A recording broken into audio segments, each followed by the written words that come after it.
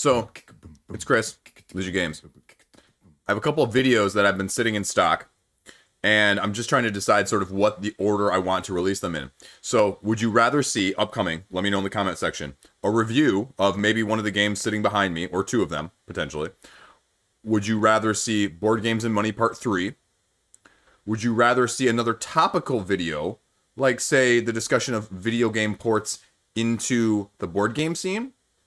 Or something else altogether? Now, I've got a bunch of things that I'm just sort of working on and trying to decide what order to release them in. So, let me know what you think. Let me know what you would be most interested in seeing come out next. Maybe say on, like, Sunday.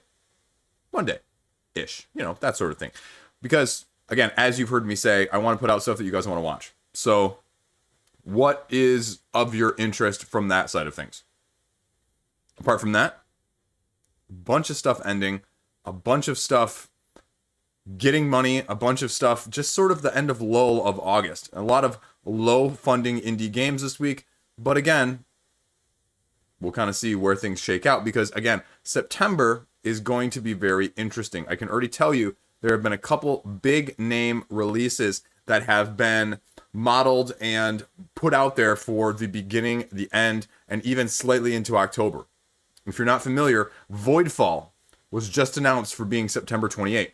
11, the Football Manager game, which I have a preview copy of from Portal Games, so I'm going to have a video out on that, is also coming out the first week of September. Simon announced that on the 14th, they're going to be doing their Masters of Eternia game. Again, with the first footage already coming out from that side of things. That is just like a small smattering of the stuff that we know of at this point, and there's going to be plenty of other stuff. October has the beginning of Mythwind. I think a couple other games big on that side of things are also lurking, so we're just going to kind of have to see. I think Weather Machine also got announced. Didn't it get announced? Didn't I put that in like the Monday video? That its date has also been released in this time frame. So there's just a ton of stuff. So if your wallet was safe in the month of August, it's not going to be as safe the next, say, 6 weeks or so, potentially. You know, depending on how you pledge manage and things like that. So let's talk about things. Let's get to the games. That's why you're here. Thanks for dealing with the ramblings at the beginning, but I thought it was important just to put that disclaimer out there. So let's do this. First up, now this one came out at the very end. This is Motif, and this is an abstract game. I'm happy to see that after coming back to it after a couple days, it is 3/4 of the way funded. And it's, like I said, it's a very abstract game where you are doing one of the two colors, sort of like in Othello-ish version of trying to be the most prevalent. But what happens and what makes this game different is how the board actually works. Because you can see here, well, oh look, the tiles are white. Oh, the tiles are these two colors. How does that happen? Well, these tiles are rotating and flipping.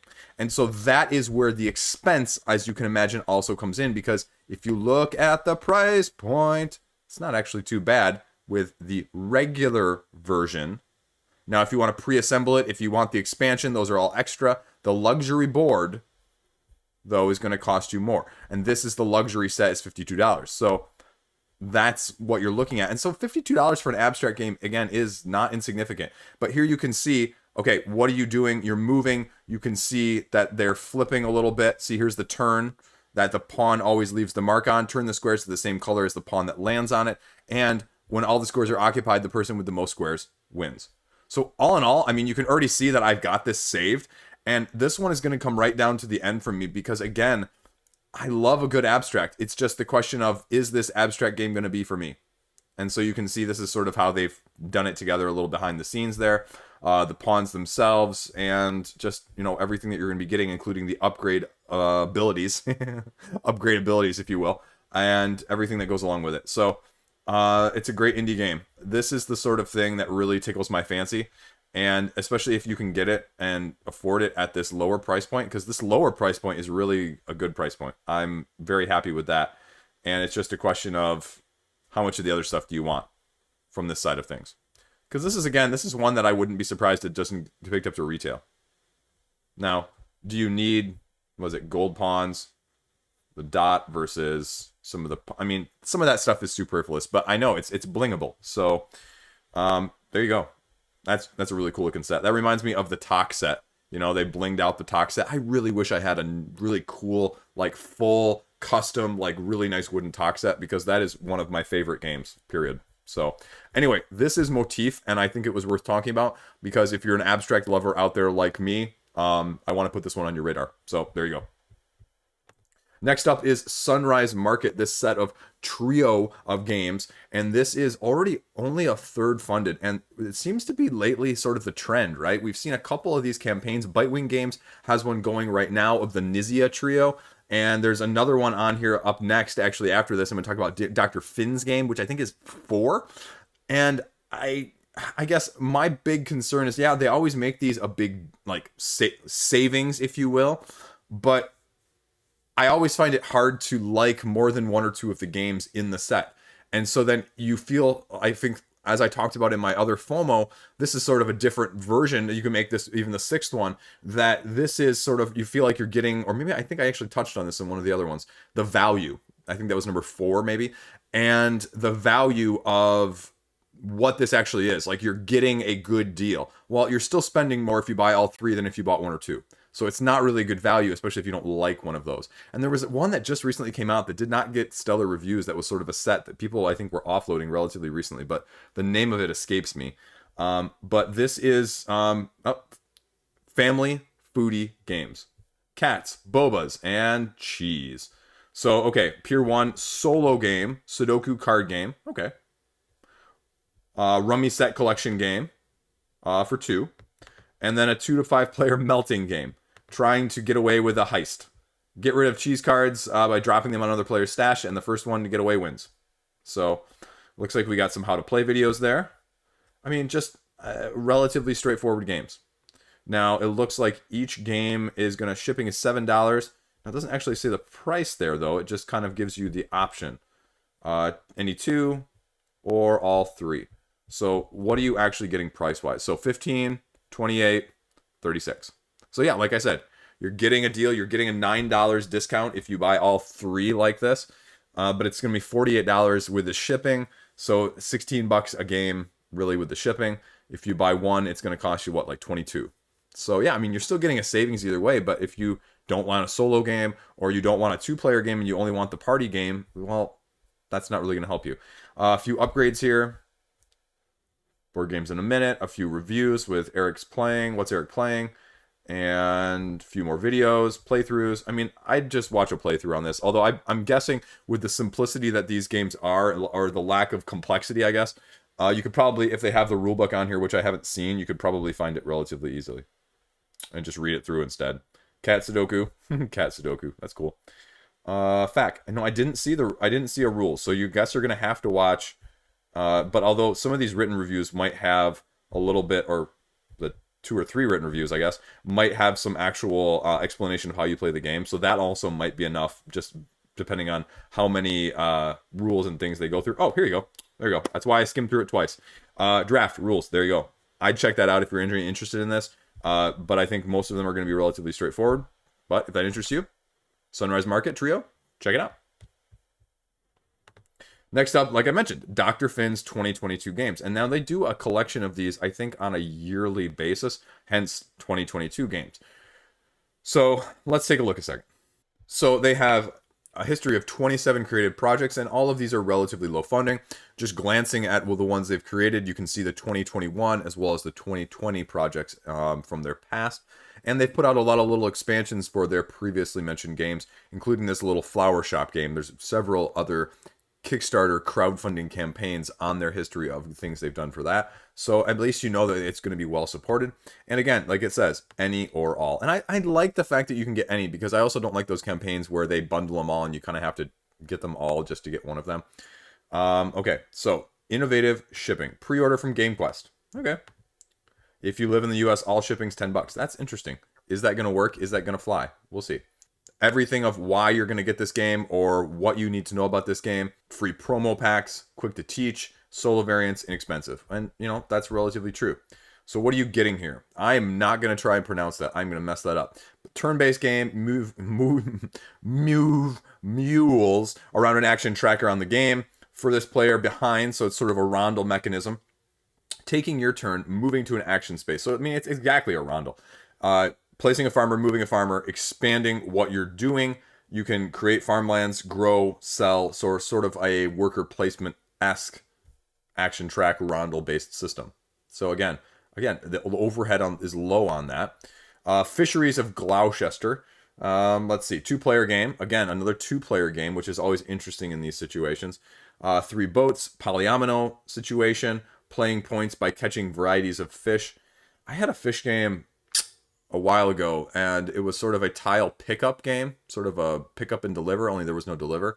And I ended up trading it away just because it wasn't as deep as I wanted, and it was relatively samey. I'm forgetting the name of that one, though. It'll probably come to me later in the video. But then we have the feds. Let's see.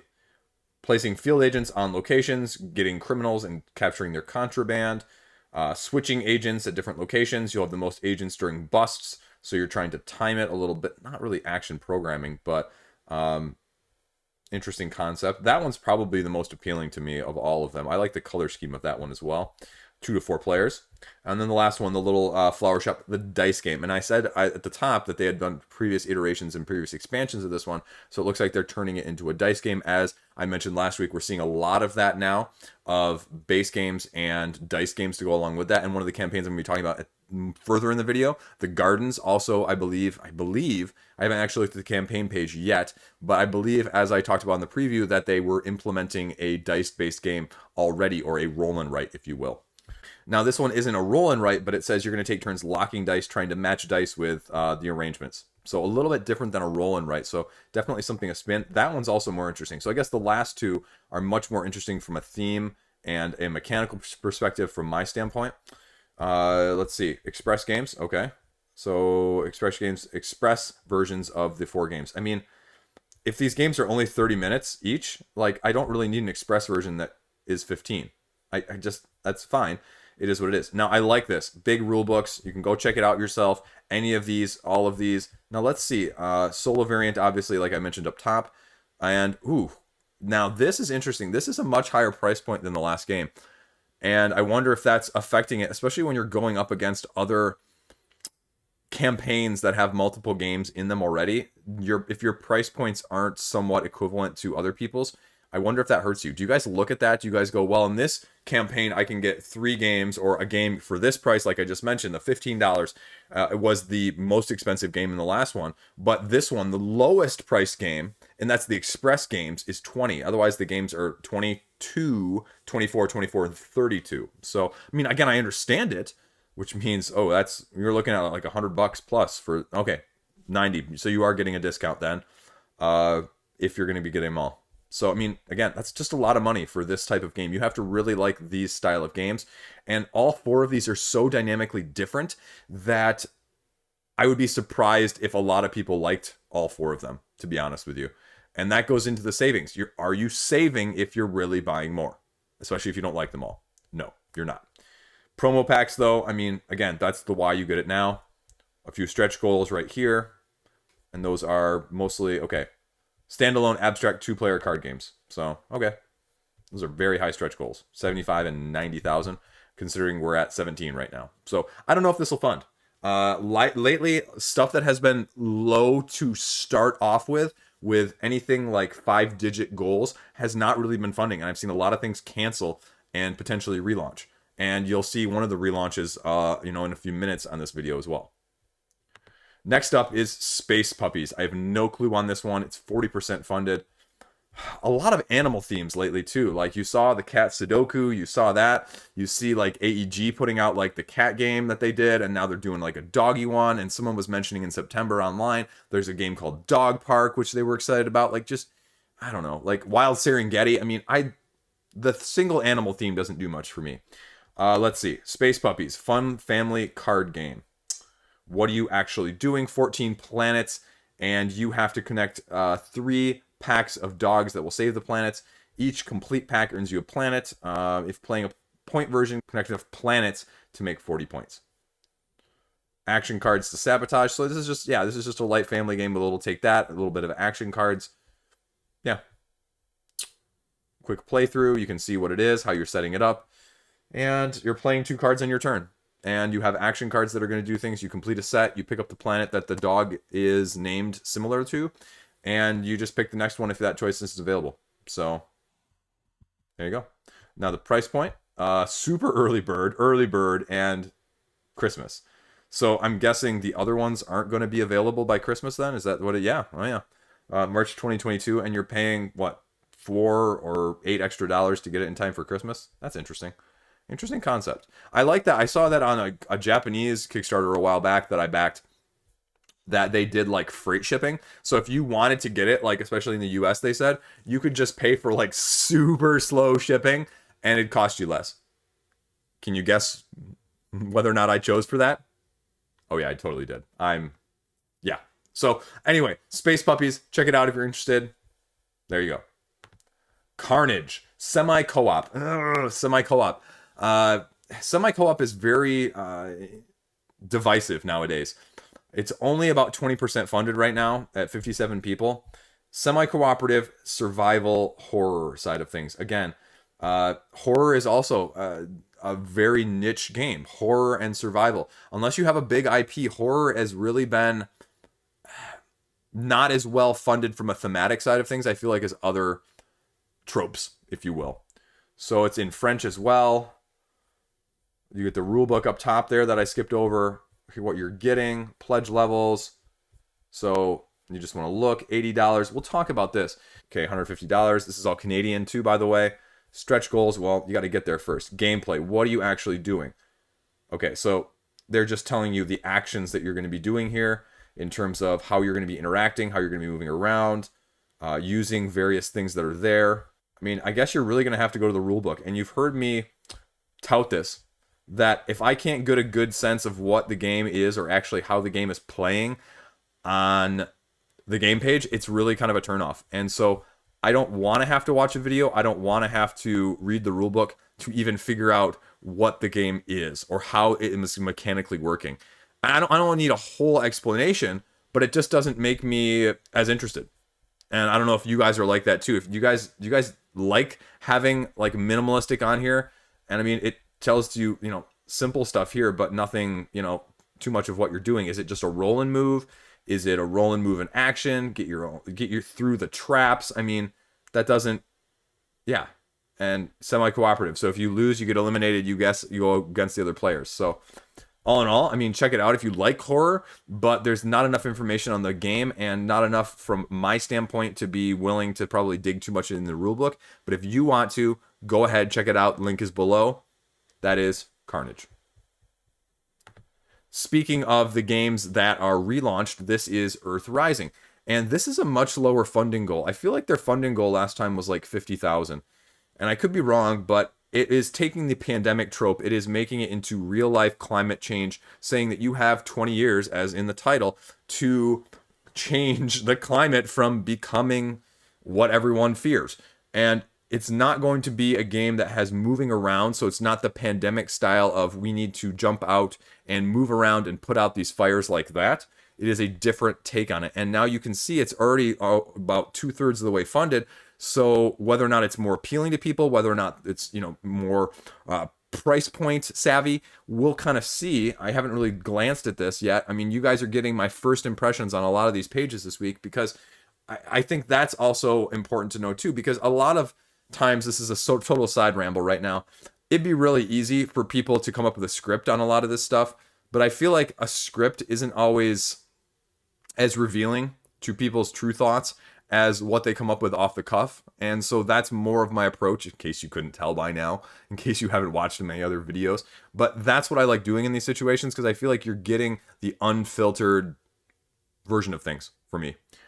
And okay, so what are you doing here? 20 years to transform the world, like I said. Cooperative planning. Here is the circle that you're going to be going through and the 6 different sections that you're going to be trying to utilize. And you can see that each of these different sections has things that are similar around the outside as well. So you get to choose, similar to Pandemic, what your role is going to be. And the 20 years are represented by those 20 turns that we talked about earlier. Preview, how are you playing? Drawing influence cards, matching them to the sectors, and one side having a sustainability side and one side having an unsustainable side. They allow you to directly influence what's going on the board and, help with poverty and people in each of those areas. Strain is something that you're going to be having to manage in this game, and sustainable practices, obviously, I mean, they're going like full bore with terminology there in terms of game mechanics. So strain, ecosystem collapse, disaster, and improving it for society. Solo play, view the rules, a few videos I'm thinking, and this is the burden and strain stuff that you're going to be dealing with. The practice counters of what you're doing, each providing something that the people need. Those influence cards of how the game is going to be changing. The character cards. So let's see. Okay. Donate a copy. Earth Rising. Okay. 40 pounds. Okay. A little bit more than I would still expect. But obviously there's a lot going into this. And this is an indie game. So 16,000 gets you a dual layer board. And yeah, just upgrades. So I mean, this is what it is. And here you go. 100% sustainability produced.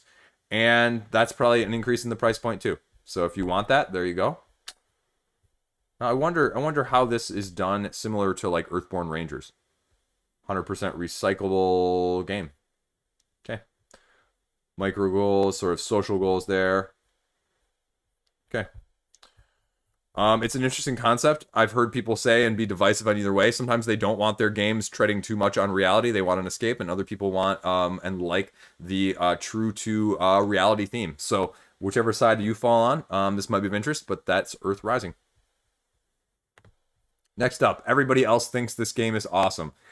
This art looks very familiar. It looks like the Saturday morning, I think, breakfast cereal cartoon. So I think these might be the same folks that do that. And this is a trivia game, a peer-reviewed board game. I like that. Quotes, difficult trivia game I've ever played. So everyone, you're trying to be the first professor to win 3 rounds, assigning your grad students to labs you think they're most likely to answer a question correctly, earning citations, riding their labor up the academic ladder. It's an interesting concept. You are asked trivia questions, write down answers, and then assign grad students to locations if you think anyone wrote down the correct answer. So you basically, do you stick by your own answer, or do you stick by other people's answers? That's an interesting concept. $35. I can see why it's doing well. It's got a backing, it's got a solid core, and it's something different that we haven't seen. Expansion here. Tenure. Signed copy. Okay. Emeritus. So what are you getting? Write a card. Okay. That's cool. Another card. They must be selling all of them for much more money each time. And you get to be drawn as a lab assistant. There you go. Expansion. More stuff is going to be revealed. Yeah, Saturday morning breakfast cereal. I was right.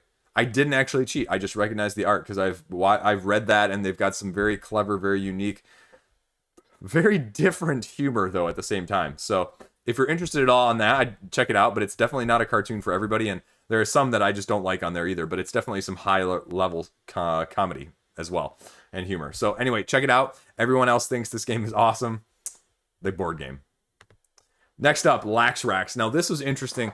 Now I'm trying to have a little bit of this board game adjacent campaigns as well, because I think they're interesting topics to talk about. Basically, these are little spacers that you put on the side of your shelves, calyx, or whatever else they may be, so that they don't like basically slide or smush each other or grind on top of each other, or on the vertical side of things when you do them vertically, that they don't like box open. You know how when you pull a game out, then the other box slides open and then stuff spills, and so they give you a little bit of sample here.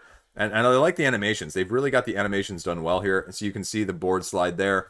And so they just go through all of what it is. And it's these little grip things down here at the bottom that you can see that you're putting on the side. So price point, let's see, $29 and enough to make 12 shelves.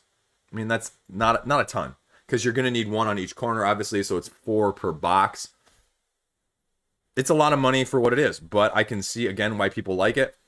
Keep your collection. If you are a collector and you really like keeping your stuff pristine, I can see where the appeal is. And if you don't mind, like me, about some rubbing on the corners, and you don't really care if the boxes stay pristine, it's an easy pass for me. But again, I know why people like it. I know why it's doing as well as it is. It just makes sense, and a lot of people like that sort of thing. So if you're one of those people, definitely check it out. It's a unique product we haven't seen before on the storage side of things. LaX RaX.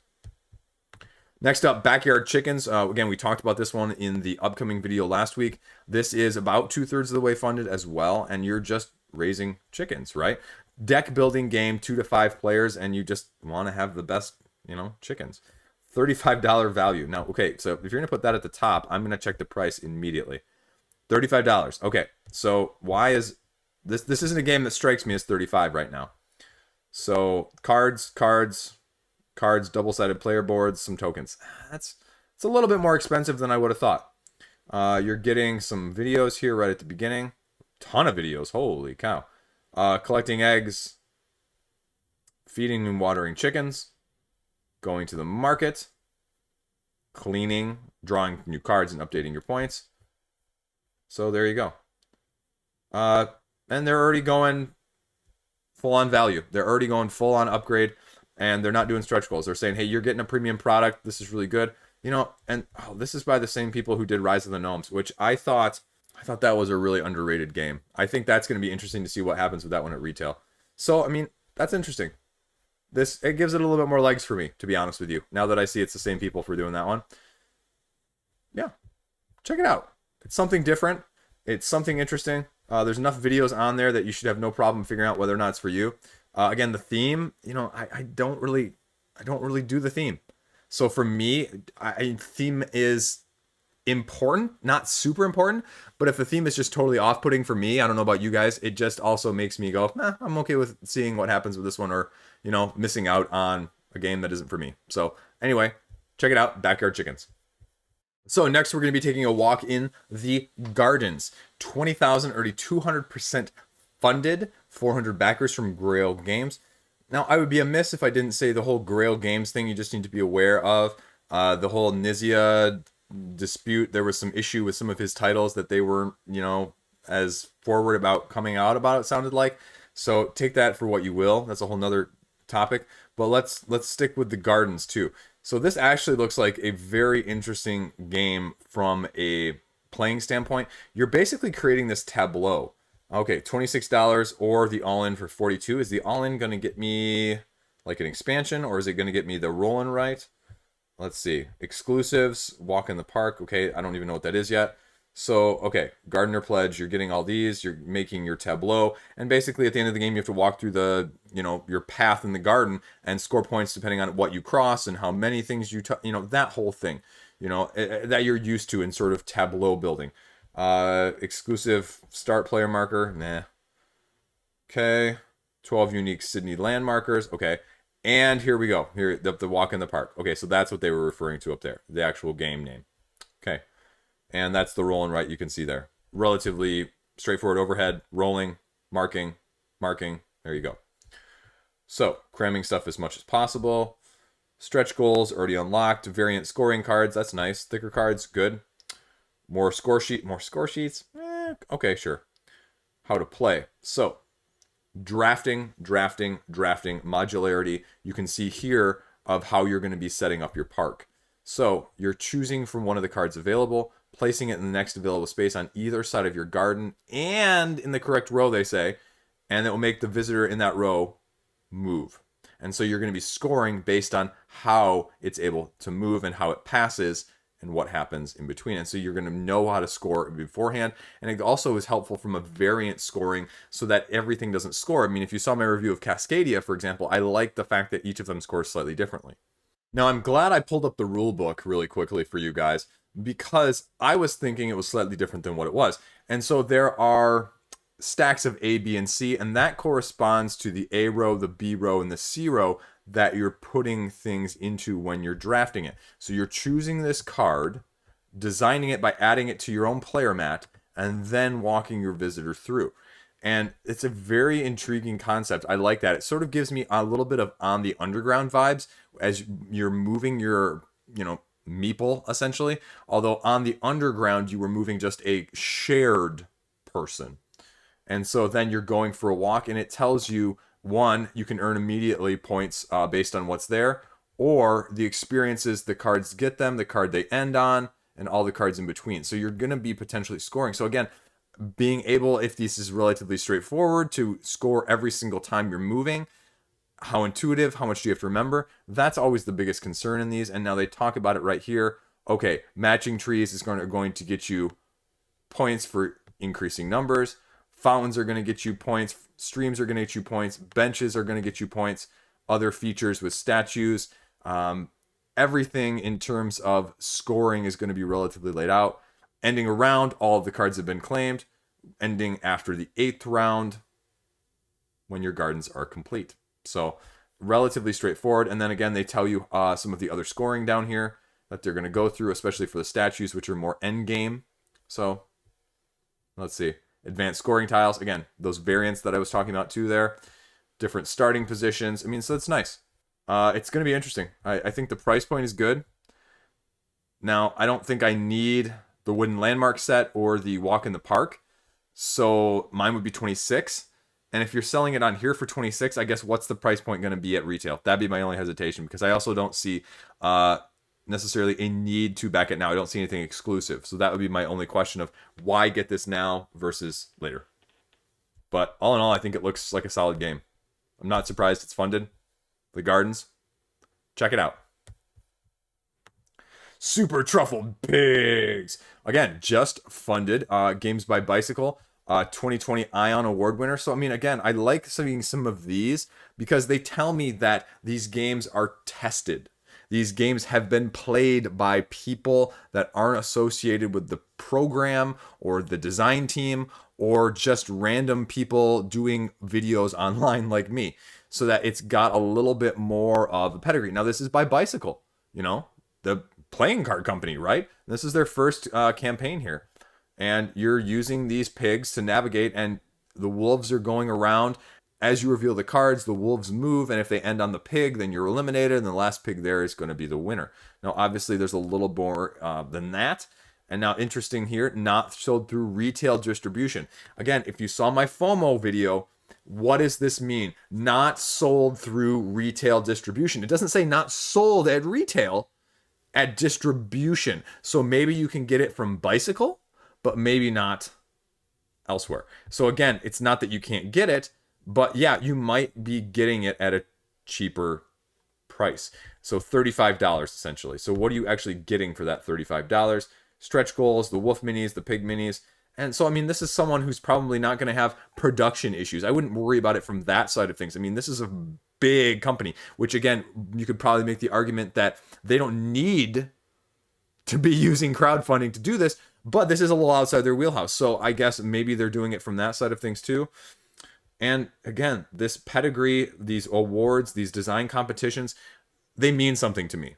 It may not be for me, but again, it tells me something that having this versus not having this doesn't. So, man, this is... I'm not a big fan of the theme, but having pigs with superpowers to be able to fight off the wolves is kind of interesting. Spring Fall expansion, free, most pledge levels. Man, I really didn't want to do this, and I really wasn't expecting to do this, but I'm going to do a Remind Me. I want to see what this is, because this is a good family game. This looks like a good family take that game. The other one that I ended up trading away was Tortoise and the Hare, the storybook game, which was really an interesting spin on the race style of things. And this is obviously completely different in terms of you trying to get truffles, level up, get special powers, and scare away the wolves or move the wolves towards other people. And there's definitely some take that, and people aren't going to like that. But I think this looks better than I was expecting. The rulebook's there. There's tons of video there.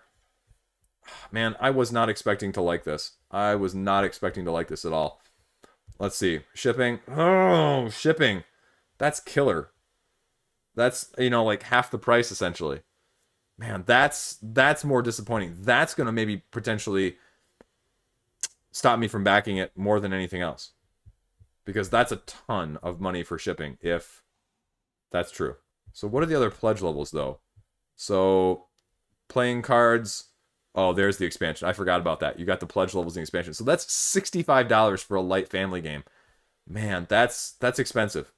Like, I'm not against it, but like for a game that I'm not sure my kids are going to like or be willing to play or want to play repeatedly, like that's a lot of money to spend on a crowdfunding campaign, and not even from a retail side of things where I don't or can't see the reviews. I'm probably going to head over to Board Game Geek after this video and check out some of the comments on this, because I'm sure if the Ion Design Award people who have tested for that are going to have comments on there. So I'm going to check that out. If you're interested, check it out too. Super Truffle Pigs. Next up, we have Starship Shuffle, SpaceX expired game. Okay, 36% of the way funded. 1 to 5 player, cooperatively build a real SpaceX starship.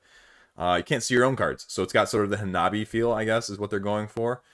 And just normal playing cards, hundreds of play testers, 100 cards from real moments. So what are you actually doing? Rocket cards, development cards, launch cards, status cards. So what are you doing here? Gameplay. Okay, again, like, I want to see actual gameplay. I mean, this is cool and all, but you have one video here that says how you're going to be playing the gameplay. Like, nothing on the page. And it's cool.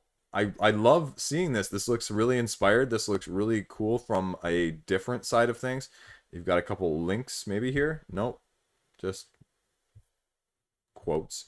Shipping. I worry about shipping. What time are you going to get it? $31. 63 backers right now at that level. November 2021. Ex-aerospace engineers turns educators. Okay, I mean, this is a cool concept, but I need to see more on the page. That'd be my only thing. And maybe that's why it's hurting for funding. But otherwise, it's like, for a 1 to 5 cooperative sort of Hanabi-ish game, it's a cool concept. Check it out if you're interested. I think this one needs more legs. And check out the videos if you want to learn more. But there you go. Next up, Arcane Arena. Deck building tactics board game. 44% funded, obviously, right now. With a very interesting, again, very interesting concept here. 2 to 4 players, alone or a team. That's going to be the biggest holdup. If you're going to play with 4 players and you have to play with a team, that's tricky. You're going to train through 3 rounds, sort of training, and then combat phase. And then as it progresses, you're going to have more time to learn abilities and spells. So we've seen this in several other games, even something like Millennium Blades, where you're building your deck, and then you're going to these tournaments before you utilize your deck and you play these semi-tournament settings. And so that's essentially what it is you have more turns in each round, you have more health in each round, and you have more training in each round. And you're going to be playing your cards to generate currency, buying things with that currency in terms of your training, and then doing the combat phase. This is where the trickiness of this phase and whether or not people like this side of things is going to be interesting. You shuffle your hand, your discard, and your deck together and draw 4 cards. You play your cards as moves, and then you can spend more favor that you've earned already to draw more cards. And it's an interesting concept. They have a rule book here online. Here we get some of the quotes, some of the playthroughs. Let's see. Mostly online, it looks like. Not sure if physical copies are there. Okay, $30. Okay, sure. Canvas print. Is that pretty much everything then? No stretch goals. Why back us? I mean, it's going to be a game made here and it's not going to be able to find elsewhere. I pulled up the rule book just to give it sort of a glance over, and I think it needs a little bit more detail, but it's not a bad rule book either in terms of going over some of the differences in these as well as the 2 phases, and that the characters and the colors that they have on their belts emphasize what different actions or what different ways they may focus or be better in, so that you can sort of diversify depending on what you want to strengthen in or what you want to cover up in terms of your weaknesses. So again, it's an interesting concept.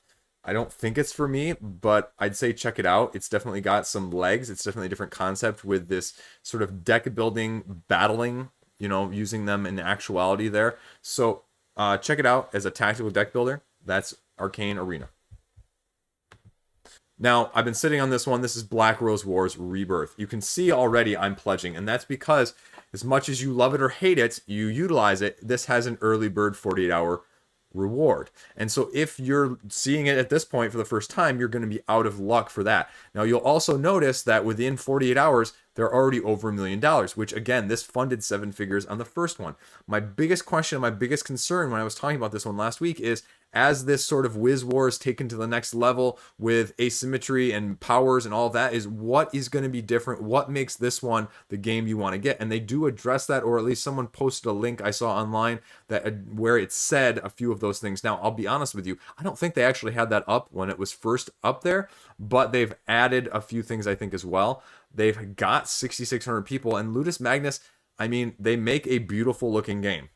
But the big criticism on the first one was it's too long for what it is, and there's too much errata. There's too much clarification needed. It's like they just didn't go through it with a fine-tooth comb and have a lot of the non-playtesting people actually take a look at it to say, hey, what does this actually mean? Oh, hey, what does this mean? What does this mean? What does this mean? What does this mean? A lot of that if you go over to the 9 or 10 page FAQ on the Board Game Geek forums. And that's pretty big.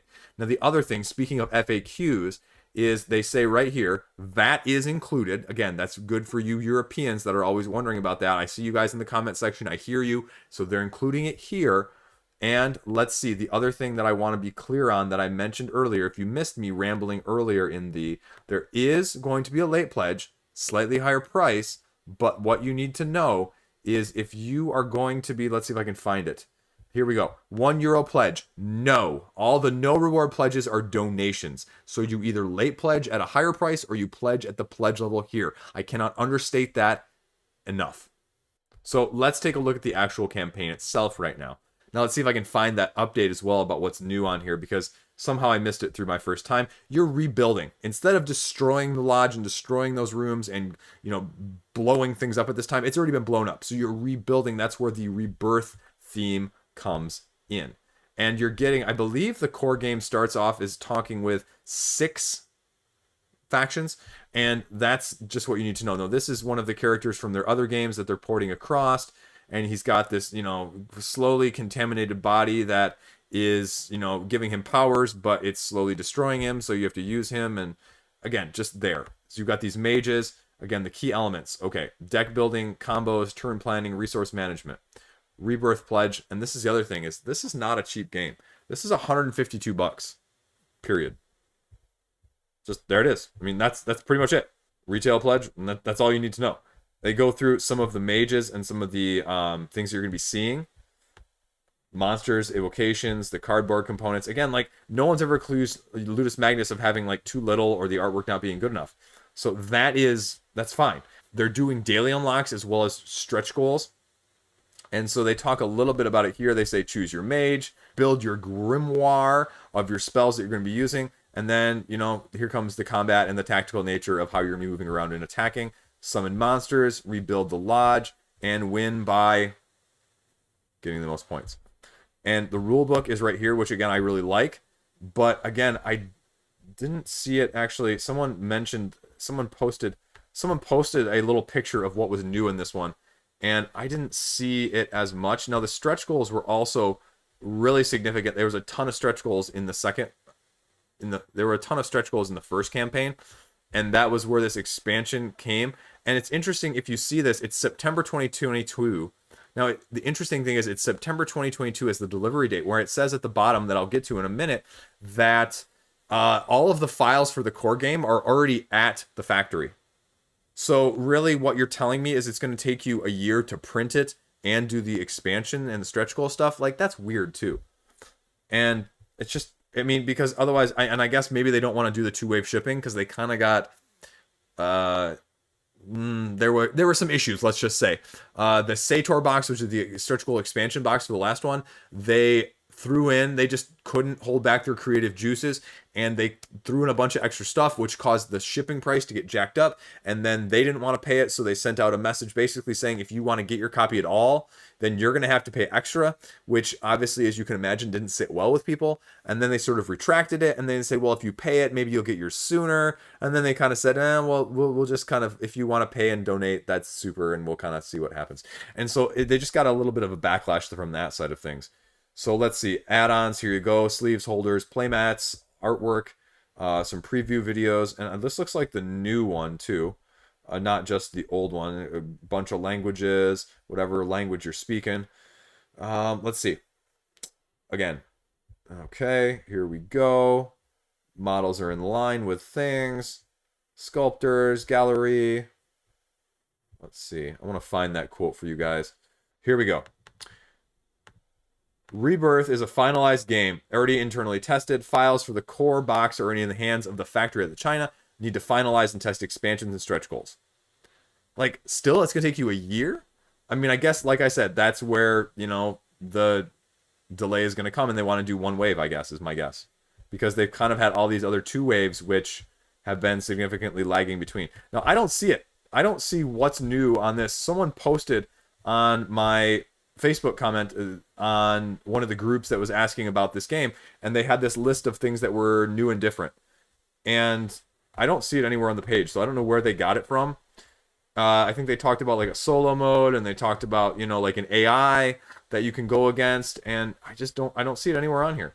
So I'm sure someone out there will have a link to it, and they can go through a little bit more detail, but like that was my big question. And to not have that front and center, sort of like the Kingdom Rush, like why are you not addressing this at the very top? Like, hey, get Rebirth if you want this. Get Rebirth because we've addressed X, Y, and Z issues. Why don't you have that blasted front and center, flashing lights all over the place? I mean, just makes no sense to me.